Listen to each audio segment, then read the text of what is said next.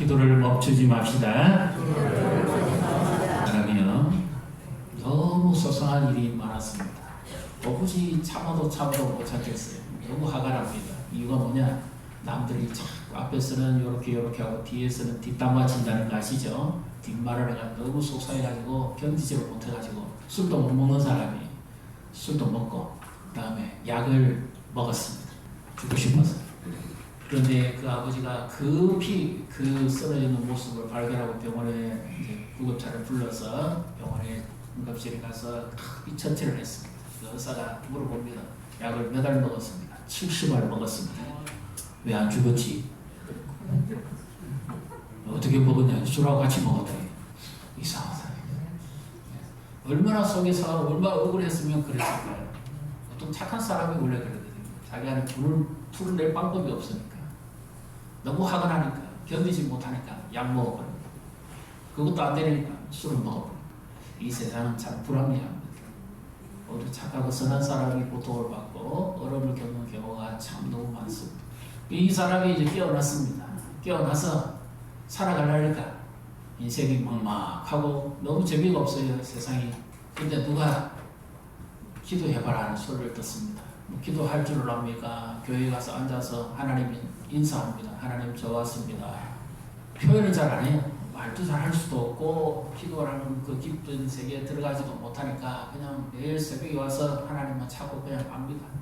그런데 신기한 것은 하나님께서 그의 억울함을 풀어주셨다는 겁니다. 하나님 우리의 작은 신음소리도 들으시고 응답하시는 분인 줄 믿으시기를 바랍니다. 오늘도 하나님 우리의 기도와 응답 사이에 계시는 이 하나님을 만나시기를 주님의 이름으로 축복합니다. 다니엘은 하나님 앞에 믿음을 지켰습니다. 우리가 지난주에 살펴봤죠. 늘 항상 섬기는 하나님이, 지금까지 해왔던 대로 항상 섬기는 그 하나님이, 그리고 다니엘에게서 최고의 가치와 영광 오직 그 하나님 중심으로만 살아왔던 그 하나님이 정말 능력이 없어서 사자굴에 던져넣었을까요? 22절 같이 믿습니다. 나의 하나님은 이미 그의 천사를 보내 사자들의 입을 봉하셨으므로 사자들이 나를 상해하지 못하여 싸우니 이는 나의 무지함이 그 앞에 명백함이오며 또 왕이여 나는 왕에게도 해를 끼치지 아니하나이다 하리라. 아멘. 고대 사상으로 치면 이렇습니다. 사람이 피할 수 없는 어떤 결정적인 상황에서 그가 형벌을 받게 된다면 그는 틀림없이 신에게 노여움을 당했다. 그 죄로 말미암아 그가 그렇게 결과를 얻게 된다는 그런 사상이 많았습니다. 그래서 다니엘로 치면 그 하나님을 항상 섬기시는 그 하나님이 얼마든지 그의 억울함을 안다면, 그의 정의로움을 안다면 사자굴에는 던져지지 않게 해야 한다. 근데 사자굴에 던져지게 된 이유는 이들의 생각으로 치면 그가 하나님께 잘못했다는 거죠. 그래서 하나님도 그를 던졌다고 말해요. 다니엘 입장에 생각하면 굉장히 억울하죠. 오늘 우리는 어떻습니까? 내가 하나님 앞에 항상 기도하고 항상 하나님을 섬기는데 하나님 내 기도에 응답도 안 해주실 뿐만 아니라 아무런 삶의 변화도 없습니다. 그러면 우리는 어떤 생각이 듭니까? 과연 하나님은 어디 계십니까? 나의 하나님은 어디 계십니까? 나의 하나님은 어디 계십니까? 이거는 그래도 좀 견딜만 합니다. 그런데 주변의 사람들이 전부 손가락을 짚고 욕합니다. 너희의 하나님은 어디 계신가? 네가 그렇게 잘 믿던 그 하나님은 어디 있느냐? 이 다니엘로 치면 그 다리에 왕의 두 총리들 있죠? 그들이 잘 됐다. 다니엘의 하나님이 어디 계십니까? 다니엘을 그렇게 돕고 다니엘에게 그렇게 은혜를 베풀으셨던 그 하나님이 어디 계시냐? 비웃고 조롱합니다. 오늘 우리가 직장에서 일 열심히 잘하고 있는데 네가 예수쟁이라고, 너희 하나님이 어디 계십니까? 학교에서 요즘 학폭도 많지요, 사건 많지요. 우리 자녀들이 믿음으로 살아가려고 하는데 너희 하나님이 어디 있냐? 요즘 사회에서 참 교회가 코로나 사건으로 인해서 참 많은 위신이 떨어졌습니다. 참 부끄러운 일입니다. 우리가 고칠 건 고쳐가야 되고 회복시켜 가야 되지만 그러나 매스컴이 전부 다 맞는 건 아니거든.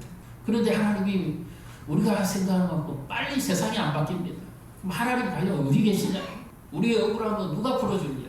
그래서 이 일에 관계되는 책을 많이 쓴 사람들도 많습니다. 책 제목도 참 특이하더라고요. 하나님 섭섭합니다. 뭐 이런 책도 있고, 하나님 저에게 왜 이러세요? 뭐 이런 책도 있고, 결론이 뭐냐? 하나님 너무 억울합니다. 이 말입니다.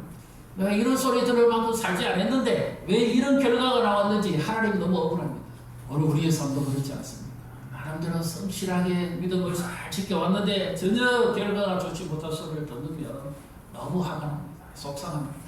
이럴 때 하나님은 과연 어디 계실까요? 욥기 23장 8절 9절 같이 읽습니다. 그런데 내가 앞으로 가도 그가 아니 계시고 뒤로 가도 보이지 아니하며 그가 왼쪽에서 일하시나 내가 만날 수 없고 그가 오른쪽으로 돌이키시나 배울 수 없구나. 이 욥이 너무 고통당하고 괴로운데 죄도 없이 이 억울함을 당하고 있는데 그 고통을 하나님이 아시면 하나님이라고 말씀해 주셔야죠. 뭐 속으로라도 말씀해 주셔야 될 거 아닙니까? 내가 그 고통을 잘한다, 인내하고 기다리라, 뭐 이런 말씀이라도 하시든지 내가 조금 있으면 곧 회복시켜 줄 것이다, 기다리라든지 뭔가 하나님이시라면, 전능하신 분이라면 솔직하게 아니면 뭐 힘있게 뭔가 말씀을 해주셔야죠. 무조건 고통만 당하게 하면 됩니까? 그것도 믿음을 지키기 위해서 당하는 고난이었으니까 얼마나 더 속상하고 힘들겠습니까? 심지어 어느 정도까지입니까? 그 아내가 와서 하나님 욕하고 차라리 죽어버리라, 그런 말을 했을 때도 욥이 하나님을 원망하지도 않습니다. 하나님이 내게 복만 주시겠냐? 하나님 나에게 화를 당하려면 나도 화를 당해야 될 거 아니냐? 그렇게까지 하나님 주권을 인정했습니다. 그런데 하나님은 안 계십니다. 그의 은혜를 하고 대간절 하나님은 어디에 계실까요? 그래서 우리도 마찬가지입니다. 오늘 제목이 뭐지요? 네, 기도와 응답의 딜레마. 딜레마가 무슨 뜻인 줄 아십니까? 딜레마. 이쪽이든지 저쪽이든지 어느 한쪽을 선택해도 손해가 올 것 같고 결정하기 어려운 것을 딜레마라고 합니다. 지금 기도를 계속 해야 될 것인지 아니면 말아야 될 것인지, 기도에 쓰신 분 계실 거고, 기도하면 아무 응답도 없는데 응답을 기다리면서 딜레마에 빠진 분 계실 겁니다. 나의 하나님은 과연 어디에 계실까요? 다니엘의 이야기가 아니죠. 오늘 우리의 이야기입니다. 하나님, 나의 억울함을 누가 풀어줍니까? 하나님, 나의 고통과 고난을 누가 풀어줍니까? 기도하는데도 징조도 없고 아무런 결과도 없습니다. 그러니까 기도하면서도 더더욱 혼란이 오는 거죠. 기도를 안 하는 사람 같으면 아예 혼란도 없습니다. 기도를 계속 할수록 더 혼란이 오는 거예요. 그 하나님은 과연 어디 계실 것인지, 정말 하나님은 우리의 마음을 알기라도 하실까요? 하나님이 사자버리는 능력이 없으셔서 그러시는 건지, 아니면 정말로 그 당시의 사람들이 생각했던 것처럼 다니엘이 하나님께도 뭔가 허물이 있었기에 다니엘이 아무리 기도해도 하나님이 안 들으신 것인지, 다니엘이 얼마나 기도를 많이 했겠습니까? 제발 사자고리만 던지지 말아요. 그리고 주의 영광을 가리지 않게 해달라고 얼마나 기도했겠어요. 그런데도 사자고리에 던져졌습니다. 이 하나님은 과연 어디에 계십니까? 바벨론에 포로를 보냈지만 하나님은 그 백성과 함께 계십니다. 여기서 우리는 이것을 하나 잘 아셔야 됩니다. 하나님은 과연 어떤 일을 행하시는가? 이 다리의 왕이 그냥 기대감으로 너희 항상 섬기는 그 하나님이 너를 건져내실 것이다, 그렇게 이야기했지만 그것은 사람의 기우일 수도 있습니다. 그런데 여기서 놀라운 것이 하나 나옵니다. 23절 우리 같이 읽습니다. 왕이 심히 기뻐서 명하여 다니엘을 굴에서 올리라 하매 그들이 다니엘을 굴에서 올린즉 그의 몸이 조금도 상하지 아니하였으니 이는 그가 자기 하나님을 믿음이었더라. 아멘. 제일 마지막에 이 표현은 다리오 왕이 한 겁니다. 사자굴에서 끈져 올린 다니엘을 보고 몸이 하나 상하지 아니했고 옷장 하나 그러지 않은 것을 보고 그가 지금 이렇게 고백하죠. 자기가 믿었다는 게 아니죠. 누가 믿었다는 겁니까? 다니엘이 자기 하나님을 믿었다는 겁니다. 믿었다? 어떻게 생각하십니까? 사자굴에 던져지지 않도록 그렇게 기도했는데 여기서 지금 믿었다는 겁니다. 오늘 우리가 기도하면서 계속해서 가져야 될 자세가 바로 이와 같은 자세입니다. 일반적으로 그 다리오 왕도 그렇고 그 신하들도 사자굴의 문이 열리고 사자굴에 이 다니엘이 던져지는 순간은 끝났다 이래 생각했습니다. 그런데 다니엘은 다른 믿음을 가지고 있었습니다. 어떤 믿음일까요? 오늘 우리에게 있어서도 이와 같은 믿음의 자세가 있어야 됩니다. 잘 보십시오. 제 손을. 사자굴의 문이 열려서 던져지는 순간에 하나님 어디 계실까요? 다니엘보다 먼저 사자굴에 와 계십니다. 이것이 기도하는 자가 이제 믿음입니다. 내가 아무리 기도해도 하나님 보이지도 않고 음성도 없고 찾지도 못하겠습니다. 그런데 하나님은 어디 계실까요? 내 기도하는 그 자리에 와 계십니다. 일반 고대 사상에 의하면 신은 어디의 영역에 머문다 그러죠? 신은 신적 세계의 영역에 머문다 그럽니다. 그러니까 신과 인간은 분리된 세계에 사는. 요즘 우리 뭐 스포츠에서도 뭐 잘하면 뭐 축구의 신이니 뭐의 신이니 그런데 그건 완전히 그건 헛된 소리고요. 신은 신적 세계에 머뭅니다. 원래 신은 신이고 절대 사람이 될 수 없습니다. 신적 영역과 인간의 영역은 다릅니다. 그래서 사람이 빌고 비는 건 뭐예요?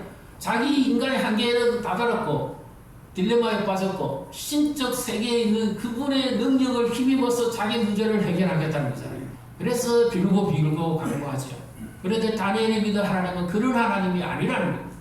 신적 세계에만 계신 우리와 동떨어진 분이 아니고 다니엘이 사자굴에 던져지는 순간에는 그 사자굴에도 와 계시는 하나님이라는 거죠. 우리가 고난을 당하고 어려운 일을 당하고 억울한 일을 겪을 때 하나님 우리의 기도만 들으시고 하늘에 계신 분이 아니고 내 기도하는 그 자리에 나와 함께 계시는 분이라는 겁니다. 믿습니까? 그래서 내 마음의 상처와 아픔도 아신다는 거죠. 아까 그 억울한 여인이 약 먹고 하나님 앞에 하소연했어요. 그런데 하나님의 그 작은 시름소리를 들었잖아요. 기도를 너무 어렵게 생각하시면 안 됩니다.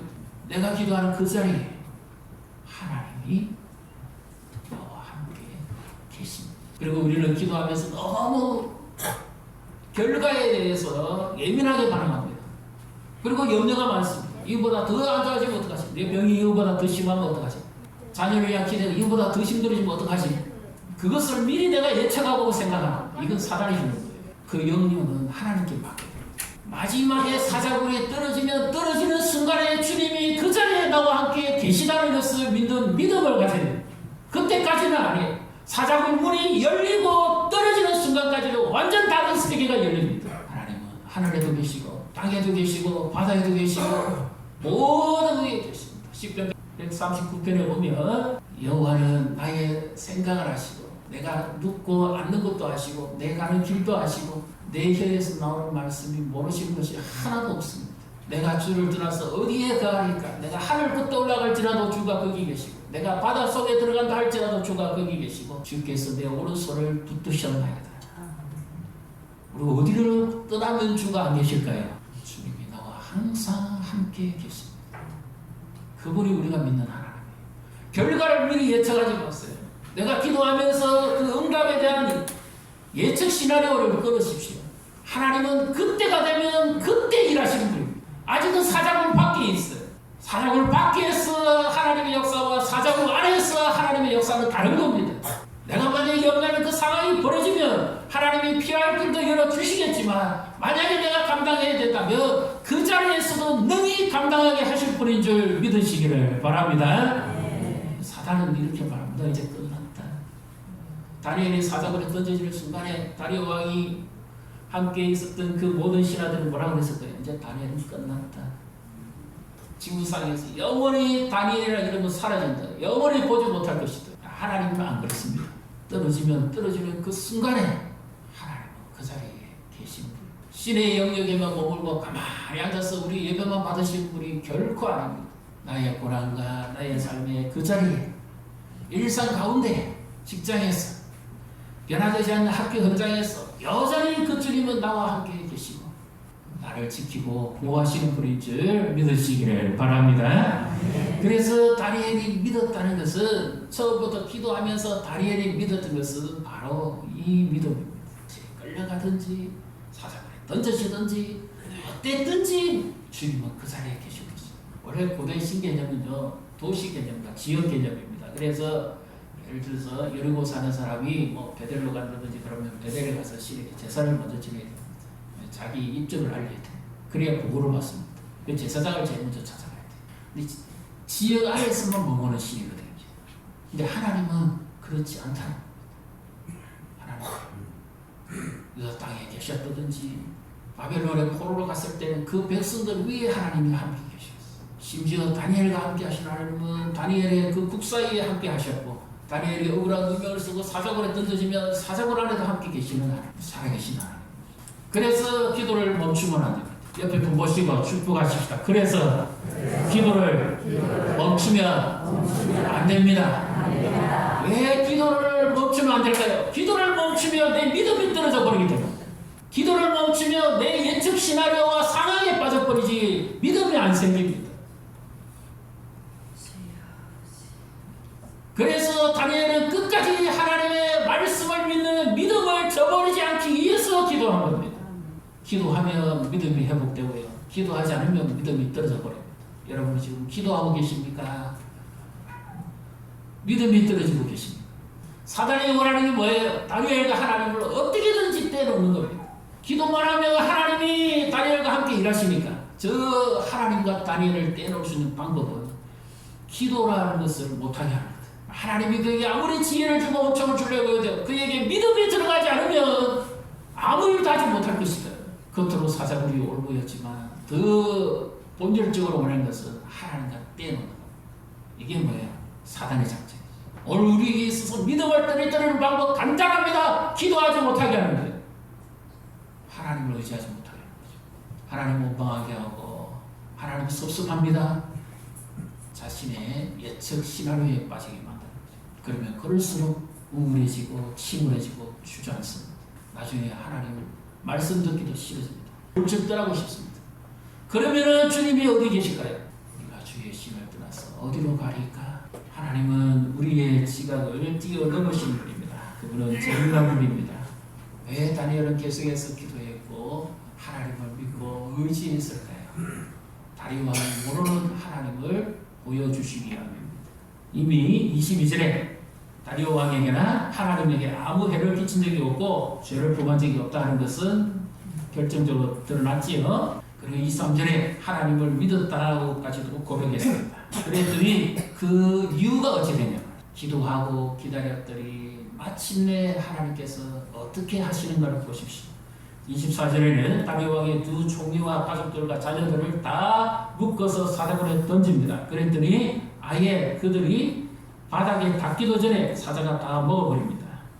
25절, 26절, 27절까지 같이 읽습니다. 이에 다리오 왕이 온 땅에 있는 모든 백성과 나라들과 은혜가 나는 모든 사람들에게 조서를 내려 이르되 원하건대 너희에게 큰 평강이 있을지어다. 내가 이제 조서를 내리노라. 내 나라 관할 안에 있는 사람들은 다 다니엘의 하나님 앞에서 떨며 두려워할지니 그의 살아계시는 하나님이시오 영원히 변하지 않으시며 그의 나라는 멸망하지 아니할 것이요 그의 권세는 무궁할 것이며 그는 구원도 하시며 건져내기도 하시며 하늘에서든지 땅에서든지 이적과 기사를 행하시는 이로서 다니엘을 구원하여 사자의 입에서 벗어나게 하셨습니다 하였더라. 아멘. 다리오 왕은 이런 생각을 했습니다. 다니엘이 사자굴에 던졌을 때 네가 항상 섬기는 그 하나님이라면 너를 구원할 수도 있을 것이다. 바벨론의 어떤 신도 아니고 페르시아의 어떤 신도 아닌 네가 항상 섬기는 그 하나님이라면 너를 이 어려움에서도 건져내실 수도 있을 것이다 하는 여운을 둔 희망이었습니다. 그런 다리오 왕의 말을 들은 하나님은 그가 생각하지도 못했던 그 이상의 놀라운 역사를 일으키십니다. 사자굴에서 건져내실 뿐만 아니라 다리오 왕이 하나님을 알게 만드십니다. 그는 죽이기도 하시고 살리기도 하시고 건져내기도 하시고 구원하기도 하시는 하나님이시다. 그래서 앞으로 내 나라의 가나안 안에 있는 모든 백성들은 다니엘의 하나님을 섬기라. 너희 하나님이 어디 있느냐? 조롱당하고 비웃음 당했는데 기도를 계속하고 끝까지 하나님을 의지했더니 사람들의 입이 바뀝니다. 다니엘의 하나님이 참 하나님이다. 그 하나님만 섬겨라. 만약에 다니엘이 기도를 멈췄다면 어떻게 됐겠습니까? 그래서 우리는 기도를 계속해야 됩니다. 기도는 연불이나 주문이 아닙니다. 기도는 하나님을 믿는 믿음의 고백입니다. 사망의 음침한 골짜기를 지날지로도 라는 책인데 미국에서 썼는데요. 이 책이 번역되면서 세계적으로 많은 인기를 얻었습니다. 특히 신앙인 우리에게는 많은 도전을 줍니다. 한 여인이 자기가 살아온 생애에 겪었던 이야기를 합니다. 자기 남편과 자기는 선교사입니다. 남편은 선교의 꽃을 피우기 전에 선교지에서 일찍이 하나님의 부름을 받고 가버립니다. 큰 아이는 병으로 죽어버리고 둘째 아이, 셋째 아이는 16살, 17살에 죽어버리고 자기는 선교하다가 도둑을 만나가지고 강도를 만나가지고 엄청난 고통을 당하고 괴로움을 당하고 그가 바라는 게 뭐예요? 기도해서 남편이 다시 돌아오겠습니다. 자녀가 다시 살아오겠습니다. 자기가 입었던 육체적, 정신적 피해가 회복되겠습니다. 그럼에도 그가 계속 기도합니다. 그렇게 책을 쓰게 된 이유를 설명합니다. 하나님은 우리의 기도를 다 듣고 계신다. 비록 내가 이해하지 못하는 순간에 있어도 하나님은 다 들으신다. 그러나 하나님의 응답에는 차이가 있다. 어떤 사람에게는 일찍 올 수도 있고 어떤 사람에게는 늦게 올 수도 있고 그리고 어떤 사람은 그 환란이 쉽게 지나갈 수도 있고 어떤 사람에게는 정말 사망의 음침한 골짜기를 지나가는 같은 그런 고통이 있을 수도 있다. 그러나 그때도 하나님은 그 자리에 계신다. 내 응답의 시간이 하나님의 시간 안에서 차이가 날 수 있습니다. 부모는 자녀를 기도하면 100% 확신이 있어요. 확신과 응답에는 차이가 있습니다. 거기에는 사람이 들어갈 수 없는 영역이에요. 우리가 아무리 기도해도 그 자리에는 못 들어가는 겁니다. 거기는 하나님만 계시는 자리예요. 사자굴 안에는 아무리 사랑하는 다리왕도 못 들어갑니다. 다리왕의 나머지 총리들도 못 들어갑니다. 비웃고 조롱하는 그들도 못 들어갑니다. 다른 백성도 못 들어갑니다. 오직 그 사자굴에는 다니엘과 하나님만 계시는 곳이죠. 다니엘이 얼마나 기도했겠습니까? 제 생각입니다. 이거는 제 상상의 시나리오인데 이랬으면 더 놀랐지 않았어요. 사자굴이 문이 열리고 다니엘이 떨어지는데 하나님이 거꾸로 올려버렸어요. 그러면 더 드라마가 하지 않겠습니까? 그렇게 하나님이 하시지 않습니다. 그 우리의 바람이고 요행이 될 수 있습니다. 마지막 사자굴 바닥까지 떨어져야만 하나님의 역사는 열리는 순간과 떨어지는 역사는 다르다는 것. 예수님은 십자가를 앞두고 육체로 계실 때 심한 통곡과 눈물로 기도하셨습니다. 예수님 무슨 죄가 있으십니까? 십자가를 져야 될 만한 그 당시에 그 로마의 법에 의한 강도 이상의 또 로마 당국의 반역을 한 중형의 이 형벌을 받은 사람만이 십자가형을 받는데 죄도 없으신 예수님이 왜 억울하게 그 십자가를 지십니까? 예수님이 피할 능력이 없어서 십자가를 집니까? 죄가 있어서 그렇습니까? 빌라도 법정에서 빌라도가 나는 그에게 죄를 발견하지 못했다 했습니다. 특히 십자가형을 내릴 죄는 더더욱 발견 못했습니다. 그런데도 유대인의 선동에 의해서 예수님은 억지로 십자가를 지셨습니다. 너무 억울하잖아요. 십자가 지시기 위해서 예수님이 막 기도하셨습니까? 아니죠. 예수님은 십자가를 지기 위해서 기도하셨죠.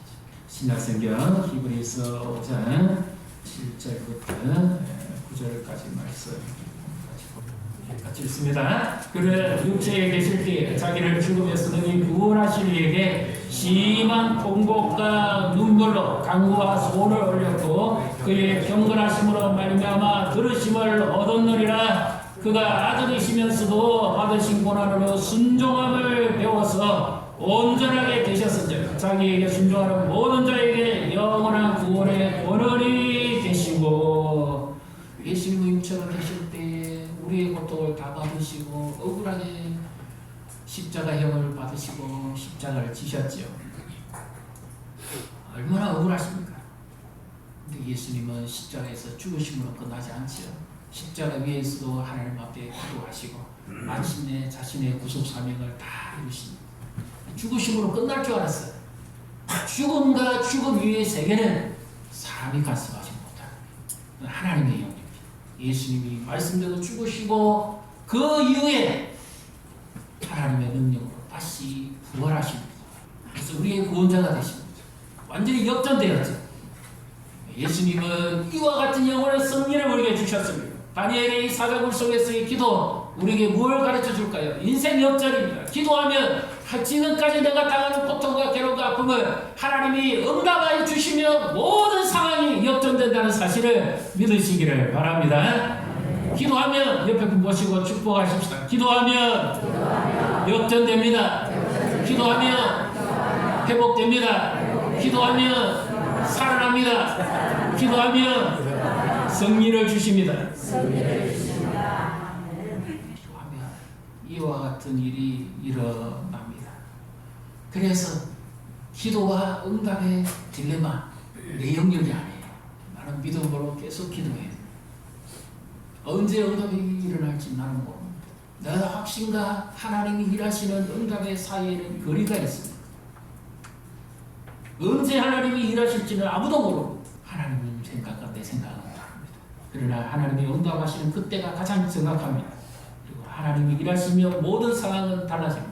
시편 91편 13절부터 16절까지 말씀 우리 같이 읽어보도록 하겠습니다. 네가 사자와 독사를 발로 밟으며 젊은 사자와 뱀을 발로 누르리로다. 하나님이 이르시되 그가 나를 사랑한즉 내가 그를 건지리라. 그가 내 이름을 안즉 내가 그를 높이리라. 그가 내게 간구하리니 내가 그에게 응답하리라. 그들이 환난 당할 때에 내가 그와 함께 하여 그를 건지고 영화롭게 하리라. 내가 그를 장수하게 함으로 그를 만족하게 하며 나의 구원을 그에게 보이리라 하시도다. 아멘. 여기 핵심 구절이 하나 나오죠. 그가 환난 당할 때에 어떻게 해요? 내가 그와 함께 하여.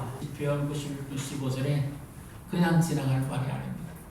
내가 환난 당할 때 사자굴 밖에서는 사자굴 밖에서 일하시고 사자굴 안에서는 사자굴 안에서 역사하시는 하나님.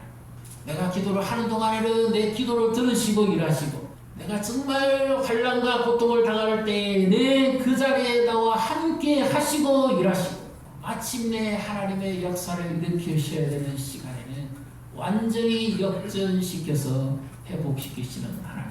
그래서 우리는 기도를 계속해야 됩니다. 기도를 멈추면 안 됩니다. 기도를 멈추면 아주 엄청난 고통을 당합니다. 아사왕이 처음에 하나님을 잘 섬겼다가 말년을 그렇게 비참한 모습을 보이는 이유는 하나님 의지하고 기도하는 것보다 사람을 더 지어요.